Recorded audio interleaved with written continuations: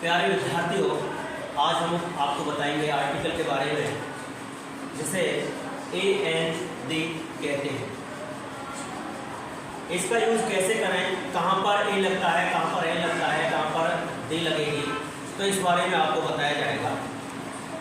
तो आपके सामने ये कुछ हमने सेंटेंस ले रखे हैं और सेंटेंस में आपको कैसे पता चलेगा कि यहाँ पे ए लगाएं कि एन लगाएं। तो एन का हमने पहले पता रखा है जहां पर A-E-I-O-U या फिर इनकी साउंड आती है या फिर इनकी आवाज आती है, तो वहां पर हम एंड का प्रयोग करते हैं एक वस्तु के लिए, कोई भी एक वस्तु है उसके लिए। और ए है वो भी एक वस्तु के लिए आती है, ठीक है ना। अब इन सेंटेंस में हम आपको बताएंगे कि कैसे यूज करना है। जैसे दिस इज ए बुक, तो यहाँ पे A-E-I-O-U ये 5 वोवल नहीं है, ना ही इनकी साउंड है, ना ही इनकी आवाज है, तो यहाँ पर हम ए लगा देंगे क्योंकि ये सिंगुलर नाउन है। क्योंकि क्या है, ये सिंगुलर नाउन है, अकेला लड़का है, तो इसलिए हम ए का यूज करेंगे यहाँ पे। दिस इज ए बॉय, यह एक लड़का। आगे देखिए, दैट इज एलिफेंट। अब एलिफेंट में जो आपकी ई आ रही है और ई के साथ साथ उसकी साउंड भी आ रही है, एलिफेंट, तो एलिफेंट के आगे हम एन लगा देंगे क्योंकि यहाँ पे स्वर आ रहा है। आ रहा नहीं आ रहा? आगे देखिए, दिस इज अम्ब्रेला।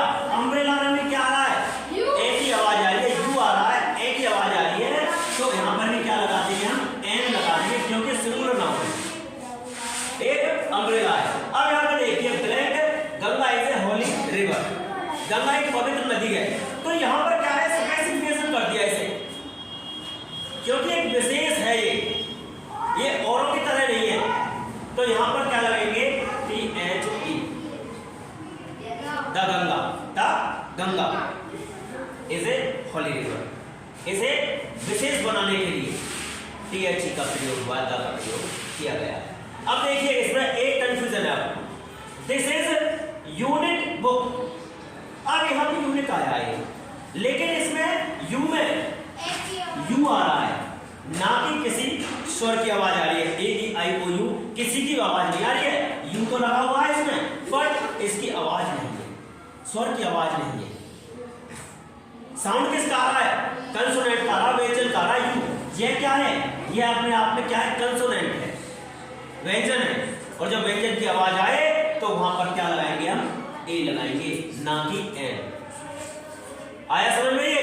ये थोड़ा सा कंफ्यूजन है इसमें।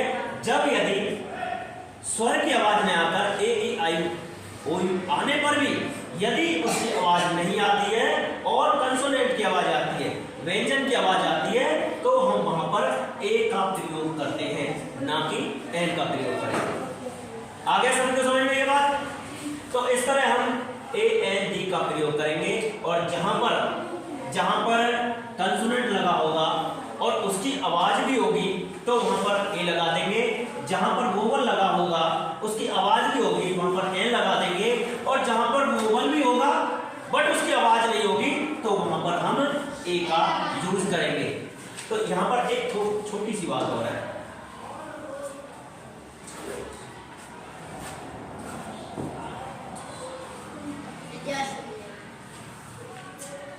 छोटा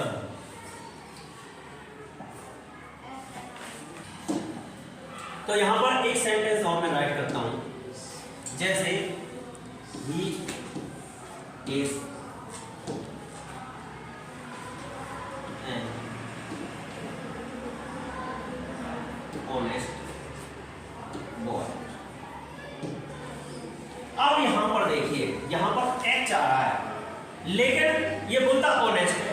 क्या बोलता है, ऑनेस्ट। इसमें जो एच है वो साइलेंट है, इसमें क्या है, एच साइलेंट है।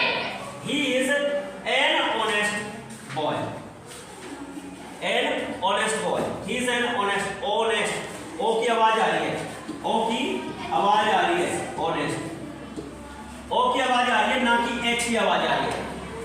आ रहा समझ में? जब चाहे बेशक कंसोनेंट हो लेकिन आवाज किसकी हो, OU।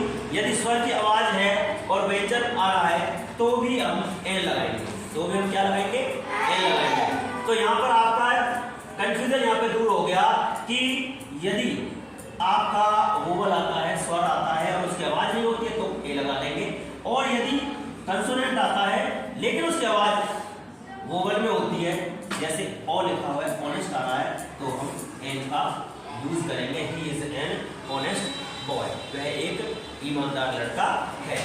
तो इस तरह हम इनका यूज करेंगे, और आगे यदि कोई कंफ्यूजन हो तो इसको माइंड में रखेंगे।